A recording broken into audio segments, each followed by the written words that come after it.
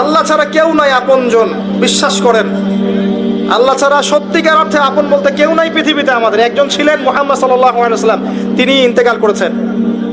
মুহাম্মদ সাল্লাল্লাহু আলাইহি ওয়াসাল্লাম এমন মানুষ ছিলেন যে তিনি একটা বাগানে ঢুকেছেন, একটা উট দৌড়ে তার কাছে চলে এসেছে, এসে গায়ের সাথে বুকের সাথে গাটা লাগিয়ে রেখেছে। নবী সাল্লাল্লাহু আলাইহি ওয়াসাল্লাম আদর করছেন, হাদিস স্পষ্ট সহিহ, নবীজি আদর করছেন এবং বলছেন, জানো উটটা আমাকে কি অভিযোগ করলো?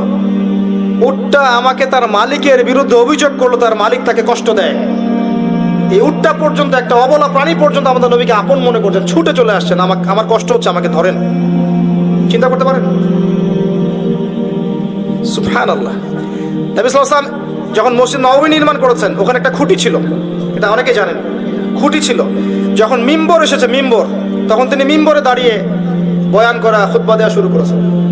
তখন ওই যে খুঁটি, ওই খুঁটিটা থেকে কান্নার টকটক আওয়াজ শোনা যেত। ওই জড়বস্তু পর্যন্ত মুহাম্মদ সাল্লাল্লাহু আলাইহি ওয়াসাল্লামকে আপন মনে করতেন। মুসলিমদের যে কোনো সমস্যা তারা মুহাম্মদ সাল্লাল্লাহু আলাইহি ওয়াসাল্লামের কাছে যেতেন, বলতেন, তার সাধ্য মতো সেটা সলভ করে দিতেন। একবার নামাজে দাঁড়িয়েছেন মুহাম্মদ সাল্লাল্লাহু আলাইহি ওয়াসাল্লাম, একামত হয়েছে, একামত হওয়ার পরেও তিনি বাসায় চলে গেছেন। সাহাবীরা জিজ্ঞাসা করলেন, ব্যাপারটা কি? নবীজি বললেন, আমার কাছে কয়েকটা দিনার ছিল, ওগুলো দান সাদাকা করে দিয়ে তারপর এসেছে। কি বুঝছেন? কিছু মানুষ এসেছে, জীর্ণ শীর্ণ, খাবার নাই, কাপড় নাই, নবীজিকে বলছেন, নবীজি সাল্লাল্লাহু আলাইহি ওয়াসাল্লাম, আমরা এই সমস্যায় আছি। নবীজি দেখে এত মায়া লাগলো, চোখ দিয়ে দরদর করে পানি পড়তে লাগলো। তিনি সাহাবীদেরকে বলেন, হে সাহাবীরা, তোমাদের মাঝে কি দানশীলরা নেই?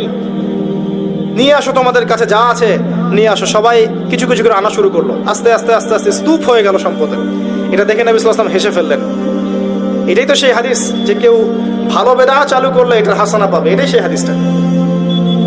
তো নবী সাল্লাল্লাহু আলাইহি ওয়াসাল্লামকে সাহাবীরা আপন মনে করেছেন। এখন কাকে আপন মনে করবেন আপনি? আমাকে?